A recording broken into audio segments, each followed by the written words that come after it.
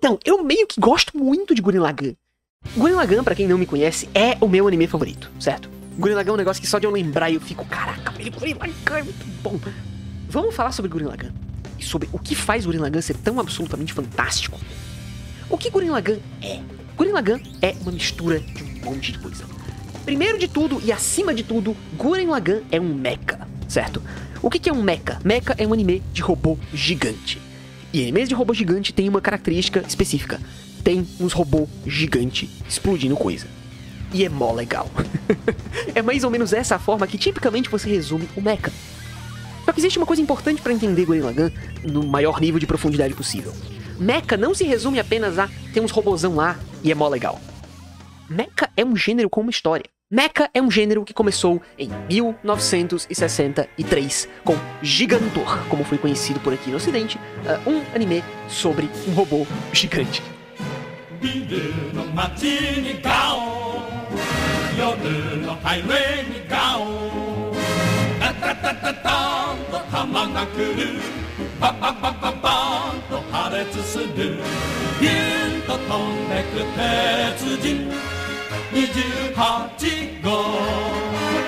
Conhecido em japonês como Tetsujin Niju Hachigo, o Tetsujin 28 aí, que é um robôzão gigante controlado por controle remoto, certo? Então, se você for assistir os trechinhos do anime, você vai ver que ele é o princípio do negócio. Então é um anime ainda em preto e branco, bem daqueles velhos tempos mesmo, da mesma época ali do Astro Boy original, e é mais ou menos essa a ideia. O molequinho usa o controle remoto para controlar esse robô e usa esse robô para lutar contra o mal.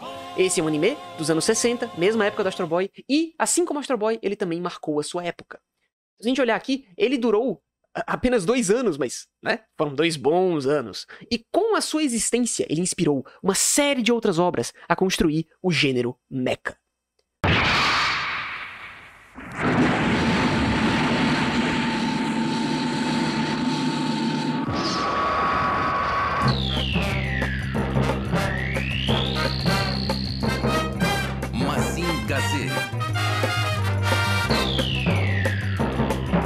Mazinger Z, meus amigos, é mais ou menos a evolução do gênero mecha. Mazinger já sai ali nos anos 70, especificamente, vamos pegar a data certa aqui, 1972.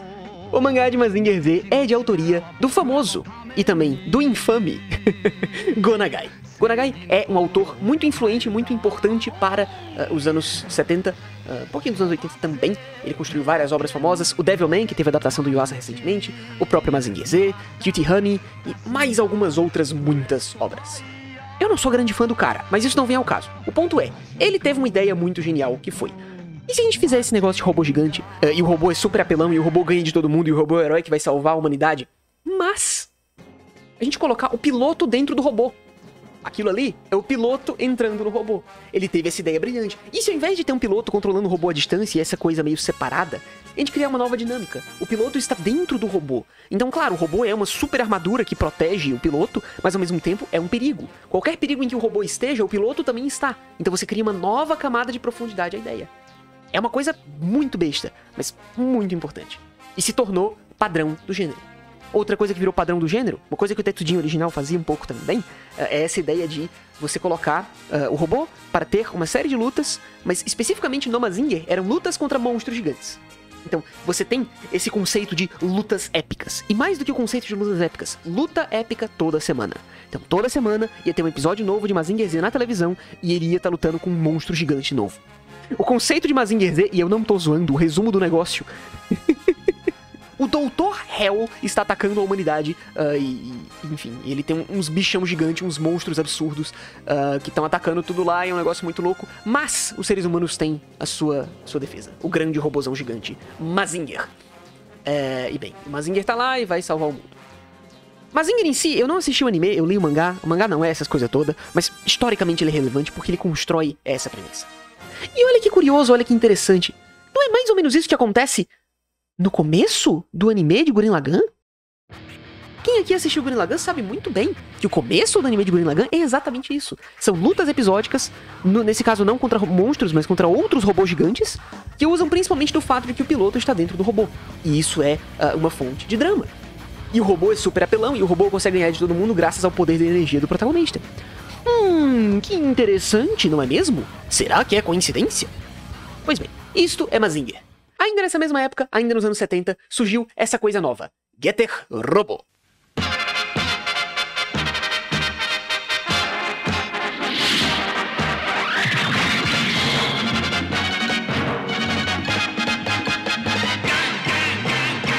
Baseado em um mangá escrito por Ken Ishikawa e com, apesar do crédito de história aqui, Go Nagai na verdade não fez quase nada desse mangá, ele só fez o design dos personagens, mas enfim.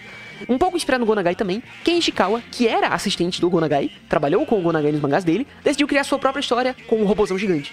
E a ideia é Getter Robo. A sacada do Getter Robo, porém, é que não é um robô gigante. Neste exato momento aqui, este é o Getter Robo, certo? Mas vocês estão vendo que tem 3 pilotos? Por que tem 3 pilotos? Por que um robô só teria 3 pilotos? Olha só que coisa! Olha isso aqui. Ele se separou? São 3 naves? As naves juntaram? Uou, virou outro robô! E daí, quando o bichinho pega o robô, ele se separa de novo. E aí, meu Deus, ele se separou. E uau! Virou outro robôzão. Getter Robo introduziu o conceito do Gatai. Gatai, no bom e velho português, é fusão. Não sei se essa é a tradução exata da palavra, mas enfim, o significado é esse. Gatai é esse conceito de que você tem um robôzão e você tem outro robôzão e você junta os do robôzão pra fazer um outro robôzão. Isso é muito massa. É muito massa, mas também permite, e isso é uma coisa que o próprio Getter Robo faz razoavelmente bem, o mangá no caso, eu não vi o anime, mas ele permite que você tenha mais de um piloto dentro do mesmo robô. E quando você tem mais de um piloto dentro do mesmo robô, o que isso lhe permite fazer? Trama de personagem.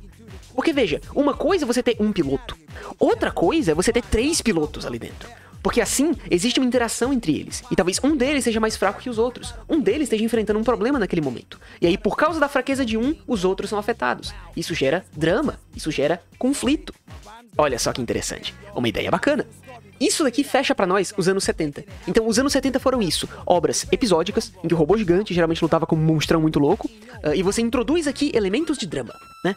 Primeiro, o piloto está dentro do robô, segundo, mais de um piloto está dentro do robô por causa da fusão. E vocês devem estar pensando, poxa, realmente, fusão é uma coisa importante dentro de Gurren Lagann. O Gatai é um momento-chave. Sim, o Gatai é um momento-chave.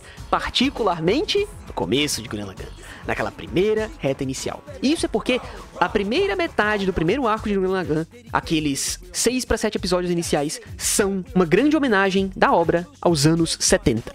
Aos mechas dos anos 70. Então a gente se pergunta, se Gurren Lagann pode ser dividido em 4 pedacinhos de 7, 8 episódios cada, mais ou menos, e os primeiros são sobre os anos 70, então a segunda metade do primeiro arco são os anos 80? Claro que são, meus amigos. E o que nós temos como grande símbolo do mecha nos anos 80? Quem aí sabe qual é o mais maravilhoso, o mais sensacional? Talvez não tudo isso, mas quem aí sabe qual é o grande, ou melhor, os grandes mechas dos anos 80? O chat acertou, porque não tem como errar essa pergunta. Mobile Suit Gundam.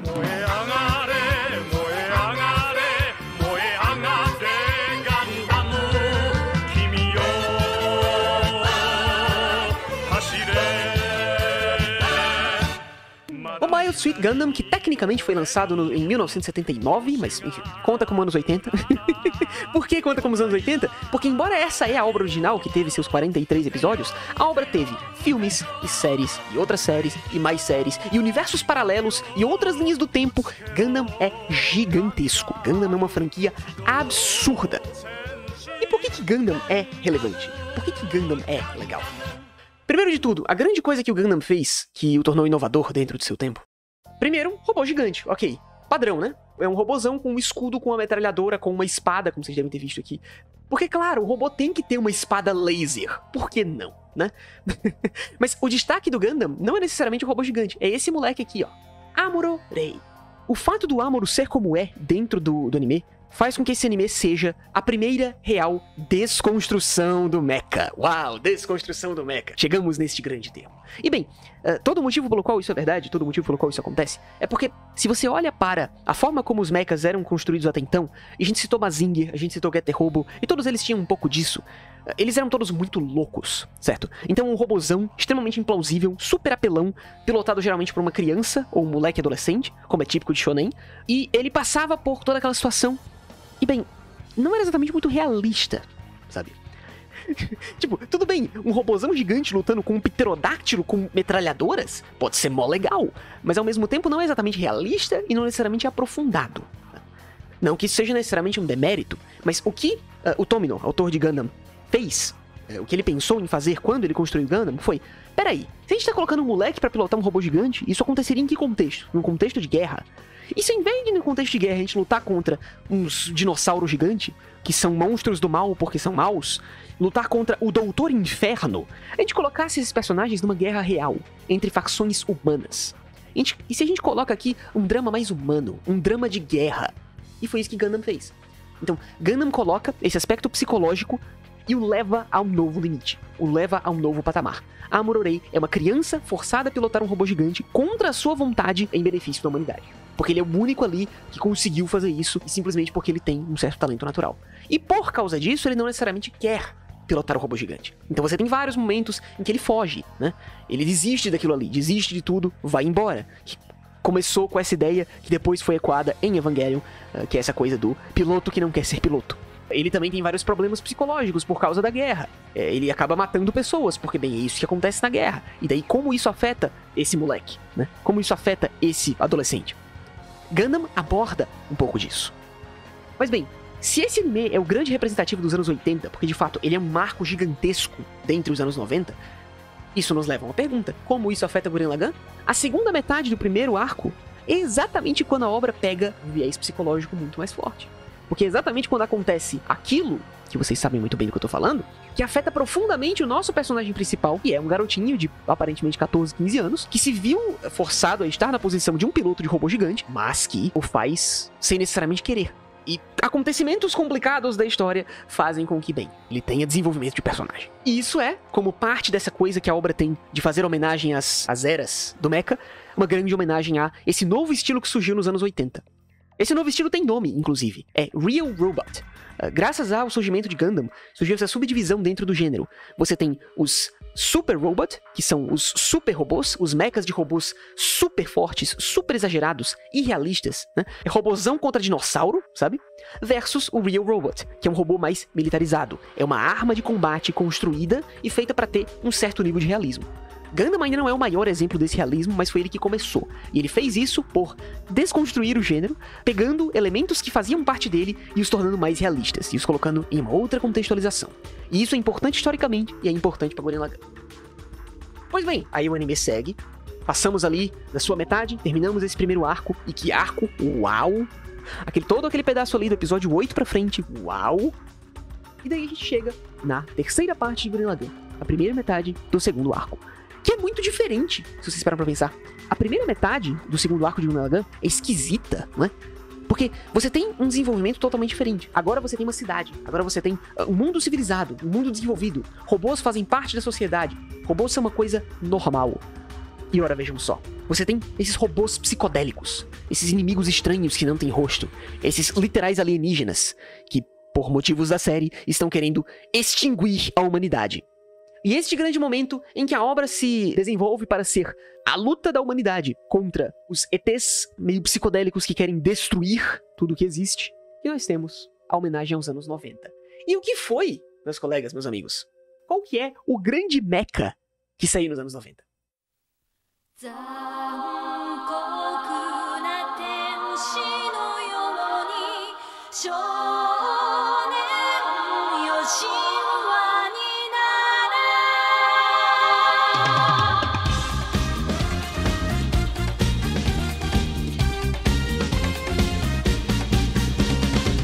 Neon Genesis Evangelion. A propósito, é Evangelion, não é Evangelion, certo? Se você lê em japonês, o tequinho aqui tá escrito Evangelion, tá? A pronúncia certa é essa, vamos se lascar. Enfim, Neon Genesis Evangelion é um anime dos anos 90, especificamente 1995, que vai muito mais fundo do que o nosso querido coleguinha Gundam em abordar a psicologia de seus personagens. Evangelion é, por conta disso, também descrito por muitos como uma desconstrução do gênero mecha. Novamente, nós temos aqui um real mecha, um real robot, que usa robôs muito mais realistas, tecnicamente não são nem robôs, mas enfim, spoilers, dentro de um contexto muito maior e muito mais complicado do que o contexto de Gundam. Claro, nós ainda temos o conceito do drama de guerra, mas aqui é menos a guerra nesse sentido de que existem dois lados, e embora um lado tá mais errado do que o outro, porque são os vilões, mas existem pessoas boas ali no meio. Evangelion é mais sobre como todo esse contexto afeta seus personagens, que novamente são moleques, que não têm grandes experiências de vida, que já sofreram muito na vida, todos com sérios problemas psicológicos, cujos problemas aumentam ainda mais por causa do fato de que eles são forçados a lutar como soldados contra alienígenas, e isso é Evangelion. É essa evolução do gênero mecha, esse grande momento. Mas aí, voltando ao Gurren Lagann, a gente tem esse grande ponto, e é esse começo desse novo arco que nos introduz a um dilema completamente novo. O grande ataque dos anti-espirais, como isso afeta o nosso protagonista, o Simon, de uma forma muito específica, e como isso muda completamente o rumo da história de ali em diante. Só que, pensa só, a história se desenvolve, e daí, depois de todos os muitos dramas que existem nesse momento, que, de novo, o robô é só uma parte daquele universo, mas o drama em si são as pessoas. O que mais importa no mecha não é o mecha, não é o robozão. O que mais importa no mecha são as pessoas. Então, esse é um arco que tem muito mais pessoas e muito menos robozão. Só que isso se desenvolve, o arco vai passando, e aí você tem o grande plot twist, o grande clímax do arco, e a gente chega na segunda metade desse arco, que é a reta final de Gurren Lagann, e aí a gente pega e pensa, peraí, anos 70 foi primeiro quarto, segundo quarto, anos 80, terceiro quarto, anos 90. Então, a quarta parte de Gurren Lagann, a parte final do negócio, seguindo a lógica das décadas, seria uma grande homenagem aos anos 2000. Mas vem cá, qual foi o anime de mecha relevante que saiu nos anos 2000? Que foi super influente e mudou a indústria por completo? O chat está acertando. Code Geass, vá pra lá com seu Code Geass, rapaz, coisa feia. Code Geass foi um sucesso de vendas e tudo mais, mas ele não é particularmente influente em nada. Ele não muda nada em particular, pelo menos não que eu saiba, na indústria, especialmente não no mecha. Mas enfim. A grande coisa, o grande fenômeno dos anos 2000, que foi absolutamente influente para a indústria no qual ele estava inserido, para o estúdio que o fez e para o Japão como um todo, esse absoluto fenômeno foi ninguém mais, ninguém menos que Gurren Lagann, meus amigos. Gurren Lagann chegou na década em que ele foi lançado. E Gurren Lagann, sendo Gurren Lagann e se achando absolutamente fantástico, porque Gurren Lagann se acha muito, e ele tá certo em se achar, porque ele é muito bom. Gurren Lagann decidiu, ao invés de homenagear outros animes que já tinham sido lançados até aquele momento, porque bem, a década já estava quase acabando, ele decidiu homenagear a si mesmo. E é por isso que a reta final de Gurren Lagann é a coisa mais absolutamente maravilhosa que você vai ver em termos de Super Robot. Porque Gurren Lagann, dentro de todo esse contexto, que aborda o psicológico dos personagens, que trata mais de pessoas e menos de robô gigante, ainda é um anime Super Robot. Ainda é um anime que se apega às suas origens, que se apega ali ao bom e velho Getter Robo, que se apega nessa ideia desse negócio muito massa do robozão, que aproveita de coisas boas do que o gênero construiu com o passar do tempo, da construção de personagem, do desenvolvimento psicológico, da construção de mundo, e junta tudo isso num negócio muito massa que se chama Gurren Lagann. E é por isso que a reta final de Gurren Lagann é uma das coisas mais sensacionais já feitas em termos de mecha. E é por isso que, em minha humilde opinião, Gurren Lagann é o melhor mecha. É o melhor anime? Não. É o melhor escrito mecha já feito? Provavelmente não. Eu não duvido que tenha animes que tenham robôs gigantes no meio que sejam melhor escritos. Há que se argumentar que o fim de Evangelion, o filme End of Evangelion, fez mais do que Gurren Lagann como um todo? Talvez. O segundo filme de Path Labor também é fantástico. Será que ele é melhor do que Gurren Lagann como um todo? Talvez. Mas eu não me importo necessariamente com isso. Eu acredito que Gurren Lagann é o melhor mecha em ser mecha. Porque ele literalmente engloba tudo aquilo que mecha é numa única obra e o faz da forma mais maravilhosa possível. E, inclusive, Gurren Lagann tecnicamente é do fim de uma década e do fim de uma era para os mechas. Porque se você parar pra pensar, quantos são os grandes mechas dos anos 2010? O gênero meio que tá morto, né? Não tem mais tanto anime mecha hoje em dia passando na TV. Os anos 2000 ainda teve alguns mechas mais relevantes. O pessoal citou aí Code Geass, o pessoal citou Eureka 7. Enfim, os anos 2010, eles já são uma década que meio que cansou do mecha, sabe? A fórmula meio que já não tá dando tão certo. Os animes agora são mais curtos. Então aquela coisa do mecha de 50 episódios e todo episódio é uma luta de um robô contra alguma coisa. Não serve mais para o mercado atual. O pessoal tá citando aqui, por exemplo, os Isekais são muito mais famosos hoje em dia, né? Desde, por exemplo, Sword Art Online, que se não me engano foi 2012, né? Você teve uma alta grande dos Isekais como o novo gênero dominante. As adaptações de Light Novel também têm ficado muito mais populares de uns tempos pra cá. Assim, não é que não tenha mechas dos anos 2010, mas eles acabaram não sendo tão relevantes, o que, por um lado, eu fico meio chateado, mas por outro, eu fico meio feliz porque é quase como se Gurren Lagann fosse meio que o fechamento de uma era. Eu acho tão simbólico isso, que Gurren Lagann, essa super homenagem a 50 anos de desenvolvimento de um gênero, acaba por não só ser a super homenagem à grande obra do gênero, mas também é meio que o fechamento. Porque depois dele, nada se compara a ele. Não que não hajam mechas bons depois de Gurren Lagann, mas nesse sentido, assim, sabe? Essa é a melhor forma que eu tenho pra explicar pra vocês por que eu sou tão apaixonado por Gurren Lagann. E, na verdade, apenas um dos aspectos que fazem Gurren Lagann ser uma obra tão maravilhosa assim. Claramente, Gurren Lagann não é simplesmente robozão lutando, sabe? Pensaram pra fazer esse anime. Houve cuidado aqui na construção da obra, mesmo em coisas tão pequenas como a progressão arco a arco. Então, vocês precisavam de mais um motivo pra ver Gurren Lagann? Tá aí. É muito massa. Algum dia eu ainda vou fazer um vídeo pra falar sobre os personagens de Gurren Lagann? Vou. Ainda vou fazer um vídeo pra falar sobre todo o resto que faz Gurren Lagann ser fantástico, que não seja só essa super homenagem que ele é. Provavelmente vou. É o meu anime favorito, então eu deveria falar mais sobre ele em público. E justamente por ser meu anime favorito, eu quero fazer um trabalho bem feito. Então eu tô há muito tempo escrevendo textos e textos e textos sobre Gurren Lagann, até um dia chegar no ponto em que eu posso dizer, ok, esse é o texto que eu quero que vá pra internet. Esse é o grande vídeo que irá falar sobre o meu anime favorito. Por enquanto, vocês vão ter esse trecho de live aí, que deve explicar um pouquinho melhor sobre esse anime. Pode ser? Então é isso, pessoal. Se inscrevam no canal, deixem o seu joinha aí. Apareçam na Twitch, porque esse trecho está sendo gravado ao vivo, se você não tinha percebido ainda. Eu estou o tempo todo fazendo lives desse tipo e falando sobre uns animes aí. Então, enfim. Apareça, é legal. Eu gosto. E o chat gosta também. É nóis, seus povos. Até mais.